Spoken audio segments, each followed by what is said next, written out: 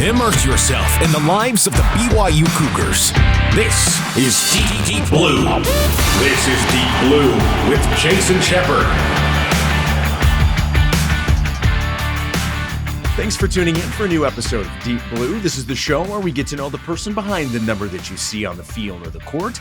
These are the true stories of BYU athletes from their own mouths. My guest is BYU football great and three-time Super Bowl champion, Bart Oates. Bart, it is really good to talk with you. Thanks for doing this. I appreciate it. Well, Jason, thanks for the invite. So let's talk a little BYU football right off the top. You know, this is Deep Blue, so we should probably start with a little BYU football chatter. BYU football's changed tremendously since your playing days. You've got increased donor and fan support. BYU really set up for success. You've got all the NIL. All those things have changed, which makes what LaVell Edwards accomplished during your era probably even more impressive, doesn't it? Listen, considering the program, once you have a program going, it's easy to keep the momentum. But when you got nothing, when LaVell came in and had no national recognition, there's nobody that really, other than local kids, wanted to come to BYU. And it was, truly amazing. How closely are you able to follow the BYU football team these days? Well, you got media, so I mean, they pretty much. And then, with a lot of the games being on ESPN, as well as, last week was national TV. So, other than the timing, I mean, other than 10 o'clock on East Coast time at night on a Saturday night, and I'm ready to go to bed. I have access. Where are you based out of? Where are you living these days? I'm in northern New Jersey. Just played most of my career with the Giants, and I got my degree, a law degree from Seton Hall University after starting at BYU, and then we just stayed up in the northern New Jersey area. So as you're following BYU when you can, what do you make of the current state of BYU football? These are going pretty good right now. Well, I hate to be the guy, but compared to my day, I was like, who is this team? It's like, they good defense and solid, up front 7-play offensive line play, just solid team. What do you make of the true freshman quarterback wearing number 47? Impressive. Kid's got some moxie. He's confident. He's it's just for guys. Just telling my son just on Saturday, with my son he lives in American Fork, and so we're on the phone watching the game, and I'm like, this guy was in high school this time last year playing high school football. And now he's playing on this huge stage and composed. Good thing. I mean, listen, after what happened and losing the quarterback last year, and there was a lot of uncertainty coming in, and this kid has come in and has done some really impressive things. Let's go back to when you were coming out of high school. Why was BYU the right place for you? Why did you choose to come to Provo? Honestly, I really didn't have. I only had one other offer, so it was BYU or Georgia Tech, and which was in Georgia. I grew up in Georgia, and so both my oldest brother Brad had played, and then was a captain on the team, and went on and played in the NFL, and then my brother older than me also had accepted a scholarship, and so.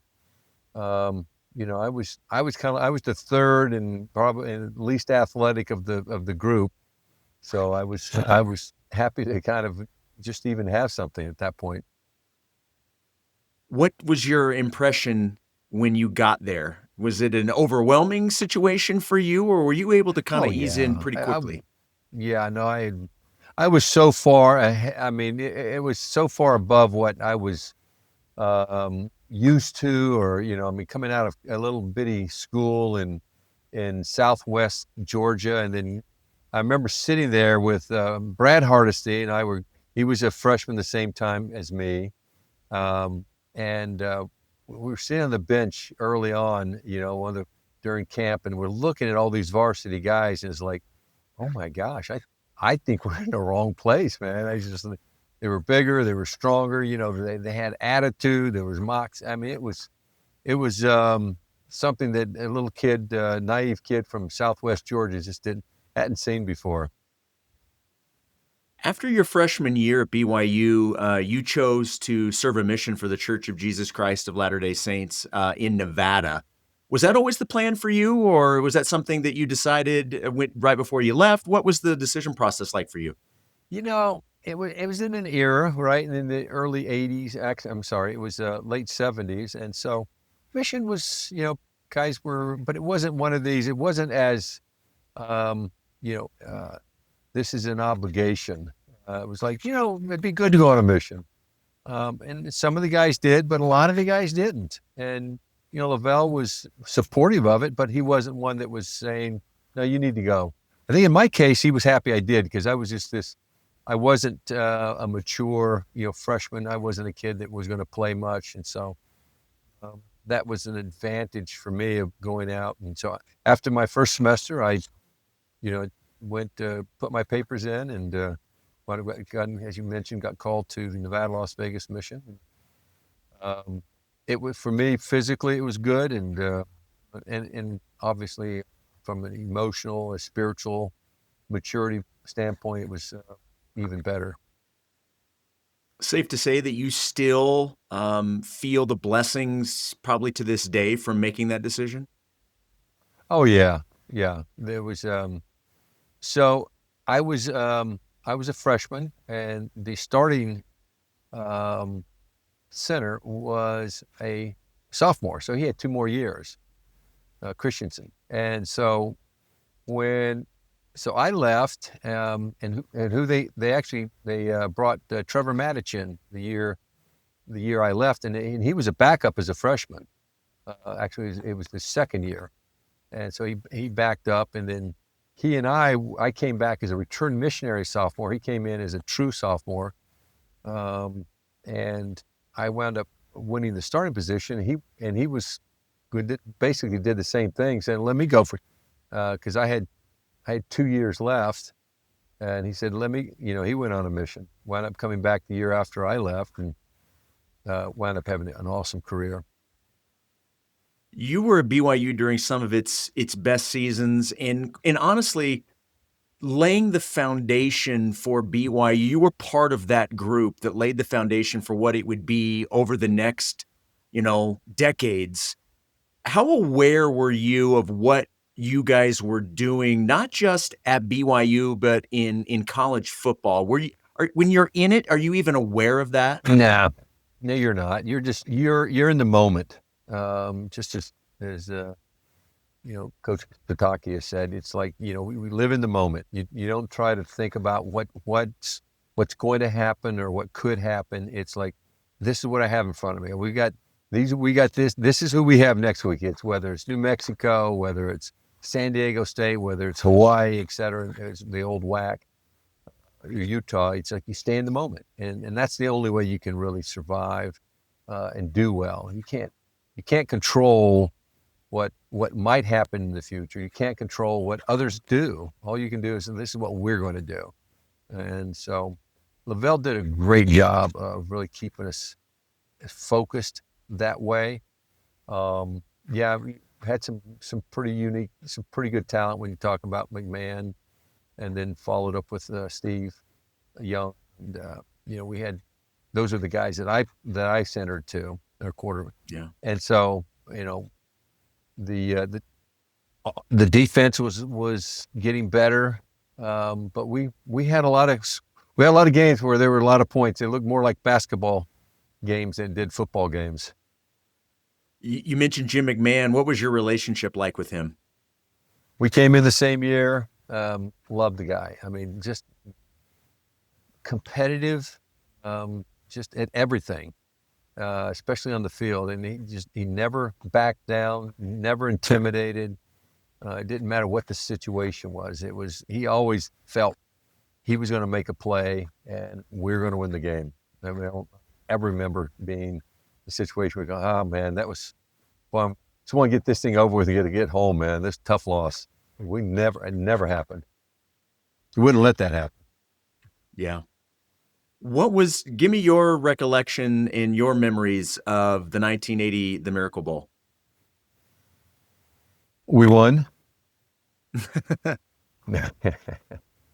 It's just surreal, all right? It's one of those things. I just literally, I think it was like 5 months ago, I watched it for the first time. And it was, I'd remember some of it. Well, listen, it was men against boys. SMU was the best team that money could buy at the time. And they were just, they had all these guys that were going to go on and become, NFL stars. I'm playing against Michael Carter, who was the nose tackle, and he wound up being a first-round draft pick for the 49ers. Just a talented guy. Was a shot putter as well as a dual athlete, and was I think he was the Olympic or the NCAA champion, but he also was just like a silver medalist in the Olympics. To this day, he still holds the high school record for shot putting, like 82 feet. It was just right? I mean, that's just crazy. But this guy was explosive and he wasn't like a real big guy, but he just stuck in there. And so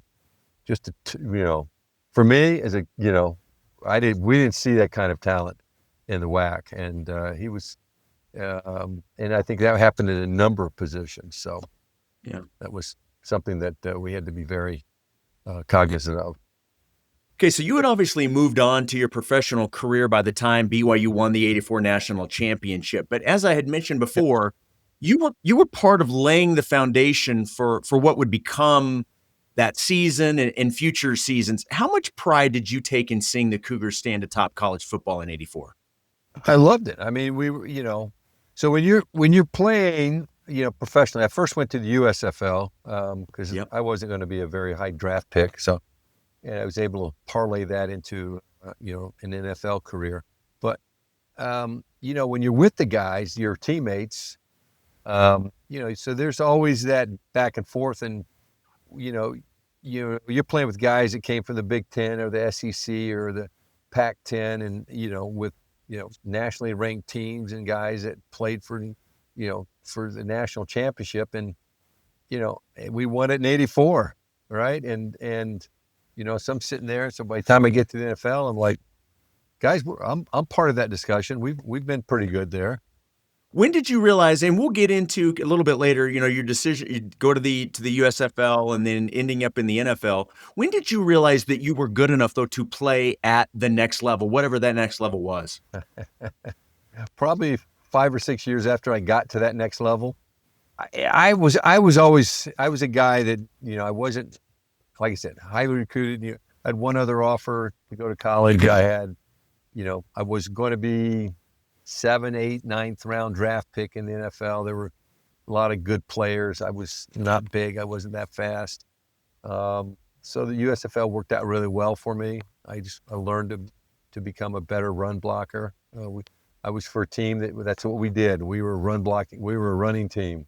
Kelvin Bryant, and we had the offensive line for it, except for me. And I kind of had to teach. I had to learn. I was good. I was a good pass blocker. I was probably one of the best center pass blockers at the time, but run blocking was not my forte. And in those days, right, it was running. You won by running the ball and playing defense. You didn't win by throwing the ball. Not like today. All right, we'll get into the professional things coming up in a second, a little bit more in detail. But before we move past your BYU days, I do want to ask you, and I'm sure you get asked this all the time, is there a memory? Do you have a favorite moment or memory or game during your BYU days that stands out above any other? I mean, the SMU game. Yeah, I mean, that was pretty.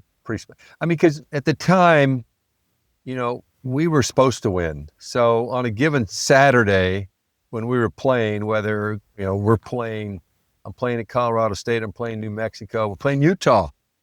I mean, we're not supposed to lose. I mean, so, those are games that you're like, all right, well, okay, we got through that one, or it was, we played New Mexico and it's 82-3. So it's, those aren't very memorable. But the SMU game where, I mean, in warm-ups, I remember looking at these guys going, these guys look like they pulled them off NFL rosters. And, so, going through that and then being able to be successful and winning like we did. Yeah, that's definitely the most memorable in the 3 years that I was the starter. All right, when we come back, Bart talked about it, going to the USFL. We'll talk about his professional path and where it led him, where he picked up a couple of championships. Well, more than a couple. We'll get into all that when we return. We'll have more of the Deep Blue podcast next on BYU Radio. Family, legacy, and Cougar pride come together on the BYU Radio podcast, Royal Legacy. Host Lauren McLean dives into the deep family ties that run through BYU sports. New episodes drop every Thursday on the BYU Radio app or wherever you get your podcasts. Welcome back to the Deep Blue podcast here on BYU Radio. Jason Shepard with you. So happy to be talking with BYU great and NFL Super Bowl champion 3 times. He is Bart Oates. And Bart, you had mentioned that when you leave BYU, there's this shiny new professional football league called the USFL. Take me through how that process went for you and how you made that decision and kind of how that played out for you, because you did do pretty well with that. It was great for me. It was perfect because I wound up, again, remember, this was a spring league. So you had to make a call on going there before the NFL draft. And so, I had to, my brother Brad had played in the NFL. He'd been 7-8 years in the NFL. And so he, I knew what it was about. He was, he'd moved around, went to 3 or 4 different teams. So I looked at the NFL as being a very insecure opportunity. And so Brad winds up signing with the Philadelphia Stars. I'm coming out as coming out as a rookie, right? And thinking I'm going to go to the NFL or maybe potentially, but the USFL came around and the owner made an offer that it was a personally guaranteed 3-year offer to me for $310,000 total. And I'm like, duh, I'm taking that because, I really didn't think I was going to play. I just didn't have the physical features to be a long time. Maybe I thought I'd get a couple of years, but not a long-term career in the NFL. And so I said, let me take the money, because I was graduating from the accounting program at BYU, and then I had applied to the law school and got accepted into J. Reuben Clark. And I'm like, listen, I can buy a place, I can pay for my college, for my law school, and I can come out of law school with no debt. If that's all I do is play those 3 years. So it was a financial decision based upon, also with my brother being there, it just made it much easier to go to Philadelphia, play there, and he was an offensive tackle, I was a center, so we're actually in the same position room, right? So we're together, commuted in together, lockers were next to each other, we just. So for the kid brother who's 6 years younger than his big brother, who never got to hang out with, or his big brother never wanted to hang out with him when he was, at home in high school, right? So this is a chance to get close to my brother and our families, and all around it was just between those decisions, right? It just was the right thing to do. Kind of an easy choice at that point. Right. Well, and you were successful. You won, correct me if I'm wrong, you won 2 USFL championships with the Philadelphia Stars. I didn't know that. I didn't know we were going to be so good. I didn't know that the team was going to be so competitive. Jim Moore as the coach and other players that went on and played in the NFL. That wound up being kind of a plus to it. Take me through, because I've watched quite a few documentaries about the USFL and how it was brought in, and it had its problems, and eventually it just wasn't going to survive. Take me through what it was like to be in the league while all that stuff is kind of going around. Again, distractions. And I had a good coach, Jim Mora, I should say, good and very intense. The most intense coach I played with in my career. And that's why he was very successful. But it was, he wouldn't let any of those distractions. We played our first 2 years at Vet Stadium, and then we dispute with the owner and the stadium. We left that and we practiced at University of Penn, but played down in Baltimore, changed our name to Baltimore Stars. All of this, this movement, this everything changing. And, again, particularly the third year, there was a lot of this. First 2 years where it's like, this league is awesome. And then it was that, there are a couple of franchises that wanted to move on. They wanted to go try to be in the NFL, and that didn't work out, but it sacrificed the league. In spite of all of that, we just kept that focus. And, we went to the championship game, lost it the first year, and then we won it the second, third year of the league. And so I played in the championship game in the Meadowlands, and then I signed with the Giants a week and a half later and went to their camp. Started another football season. So take me through that transition. Like, how did that play out? How did you end up with the Giants? I was a free agent, so they needed a center. The center that started the previous year, a guy named Kevin Belcher, actually out of New Mexico. They moved him over. He was a defensive guy. They moved him to center, and it was perfect for him. And he was strong. He was big, but he got hurt during the offseason in an accident and had to retire. So and this happened after the draft, and they were desperate for a center. And I was literally the only option that they had. I mean, not even kidding, of anybody that had any kind of experience in playing. And my experience was the USFL, but it was better than what the alternative was. And so negotiated with them towards the end of the season, because by the end of the season, that it was it, that the league wasn't going to last. And everybody was trying to find a landing spot. And for me, I was just blessed to have that scenario available, and then signed a contract and went to camp. Well, and it turned out to be a very positive experience for you to be with the New York Giants. You won 2 Super Bowls with New York. I mean, like, you got the USFL championships. You've got 2 from the NFL. I mean, you've experienced championships in both of those leagues. I think you're one of the only ones that have ever done that. Couldn't be many, because there were only three championships, and we won 2 of them in the USFL. Yeah. So close to it.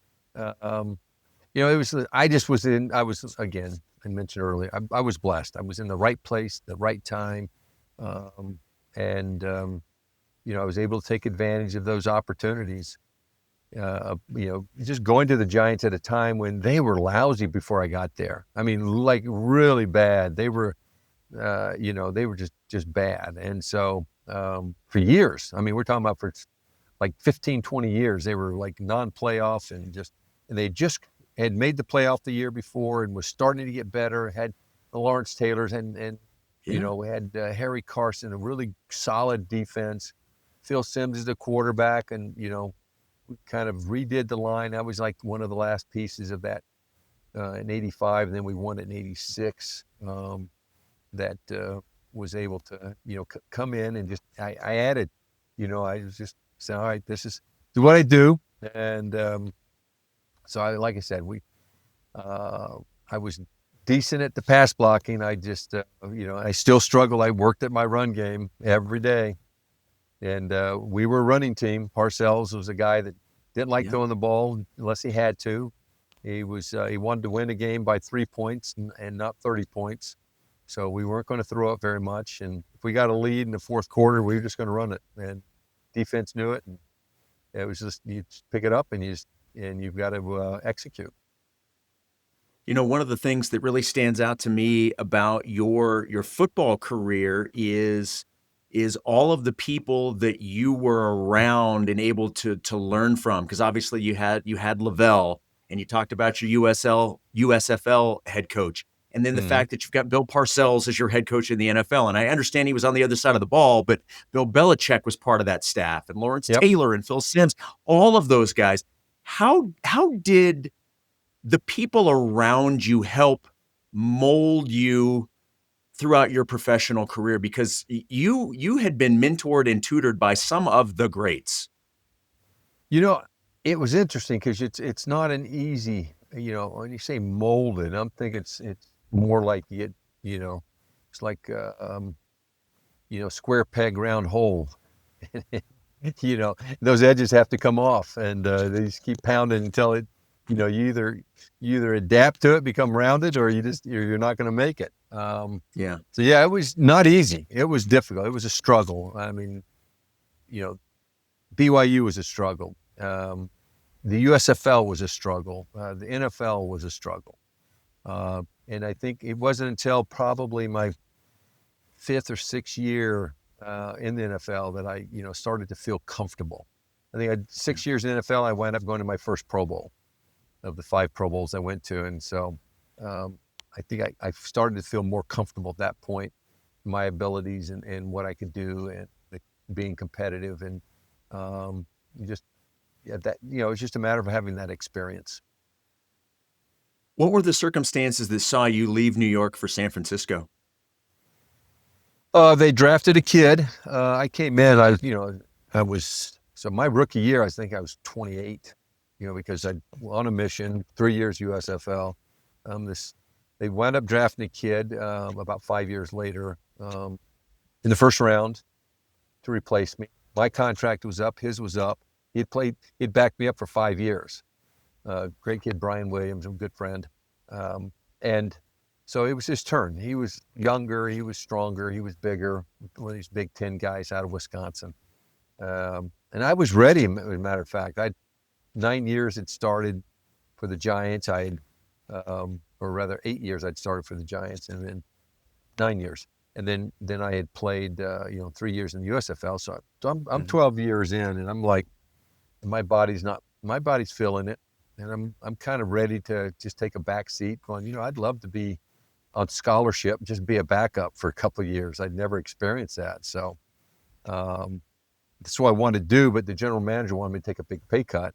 And I'd been to, literally for the previous 6 years, I'd been to 5 Pro Bowls. I'm like, quite frankly, or in previous 4 years, I'd been to 3 Pro Bowls. And I go, George, I'm still playing well. So I don't, taking a big pay cut, that was not what I wanted to do. So I knew I had to get a competitive offer. So agent went out there and talked to some teams, and San Francisco was looking for a player, an interior line player, guard or center. Started talking to them, and one thing led to another. We came to an agreement, and the team I went to the general manager, actually said, hey, I've got this deal with the 49ers. I'm signed with them. And I go, is that your last and best offer? And he said, yep, that's it. And so I went and committed to the 49ers and wound up going there. Well, and you get to be reunited with your old quarterback at BYU and Steve Young. What was that reunion like? That had to have been pretty cool. Well, listen, Steve is he was a guy that really, he was vocal about, saying, this is the guy. I was a guy that would help the team at that position, and he really supported me. And I appreciate him for that. So it was great playing with him. He's competitive. He was a guy. He was still, single at the time, and this guy that was, I wanted him to enjoy what he was going through more. But he's, we all know Steve. We love Steve. So that was kind of we were a good team. We had both sides of the ball, just, future Hall of Famers. And so we're going to be competitive, and wound up winning the Super Bowl that first year I'm there in '94, where Steve was able to kind of get over the hump of that Joe Montana shadow, if you will. And so, I mean, for me, it was I wanted Steve to enjoy what he was going through, and not have it be this difficult, kind of situation that, it's a do or die situation. It's like, have fun doing it. And so, come over, hang out with us, got to know the kids and my wife, and we had a lot of good times. We'd golf on a off day. We'd go to the temple, together, and just be able to have some experiences that typically you wouldn't do during the season. Was this the first time that you had a teammate that was a member of the church? Yeah. In the pros? Yeah. In the NFL?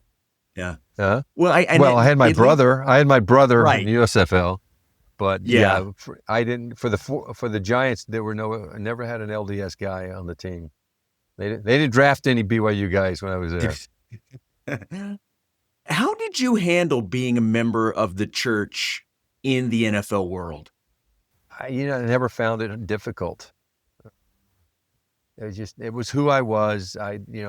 Having gone on a mission, gone through all the experiences you have in those 2 years, being totally committed and feeling the spirit, teaching people, seeing that the conversion process, and having this unwaverable testimony. To me, it was not difficult. It was, I never felt any pressure, never felt any ostracized. I could go into any event, party, not feel, out of place, if you will. And so I grew up in an environment where there weren't a lot of members around me. It wasn't like I grew up in Utah. So I was used to that, where, in high school, I didn't have anybody, other than my own brother or my sister that were LDS. And so actually there were a couple of people, but all my friends were not LDS. And so it was not difficult at all. In Steve Young's autobiography, and he's told this story quite a bit, he talks about getting injured in practice, but receiving a priesthood blessing from you. What do you remember about that moment? It doesn't stand out because we had so many situations. We had events and opportunities to, going to the temple and together, and doing things that, were being in the right place. And so, I had the opportunity to do that. But honestly, whether it was Steve Young or whether it was somebody that was, that I was a home teacher to, it was the same. The Lord appreciates it, but I guarantee He doesn't look at me or Steve in any more like in a different way, because we played in the NFL and had a lot of success. And so, that it keeps that perspective, being in that moment. You don't get so caught up in playing in the NFL. And I often, when I talk to other guys, particularly the younger kids, I go, listen, just make sure that you learn and understand that the NFL is what you do. It's not who you are, right? And that's a very important distinction to have, because too many of the guys I saw, I spent 6 years as president of the NFL Alumni Association, and as part of that, I interacted with guys every single day, and in particular the guys just getting out of the league. So many of them, they spent their entire lives wanting to get there. And then even if you are successful, you're in your 30s, there's like 5% of the players make it until their 30s. Then you're done. You got a whole life in front of you.